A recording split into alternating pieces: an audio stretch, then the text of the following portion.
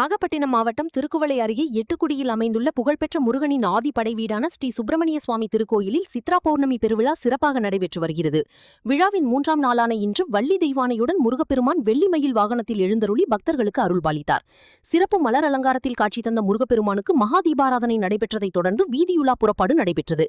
அப்போது வீடுகள் தோறும் பக்தர்கள் அர்ச்சனை செய்து முருகனை வழிபட்டனர். இந்த நிகழ்வில் நாதஸ்வரா மற்றும் தவுள் கலைஞர்கள் தங்களின் இனிய இசையால் பக்தர்களை மெய்மறக்கச் செய்தனர். குறிப்பாக பிரபல நாதஸ்வரா வித்துவான் டிஆர்பி அருள்மொழி கார்த்திக்கின் 10 வயது மகன் ராகசுகீர்தன் தந்தையுடன் இணைந்து நாதஸ்வரம் வாசித்து அனைவரையும் ஆச்சரியத்தில் ஆழ்த்தினார். இசை மீது அதிக ஆர்வம் கொண்ட இந்த சிறுவன் தற்போது நாதஸ்வரம் கற்று வருவதுடன் கர்நாடக இசை பயிற்சியும் பெற்று வருகிறார். தந்தையுடன் இணைந்து வழங்கிய இவரது இசை நிகழ்ச்சி காண்போரை பெரிதும் கவர்ந்து பாராட்டை பெற்றது. இந்த நிகழ்ச்சிக்கான உபய ஏற்பாடுகளை தென்சோழ மண்டல இசைக்கலைஞர்கள் செய்திருந்தனர்.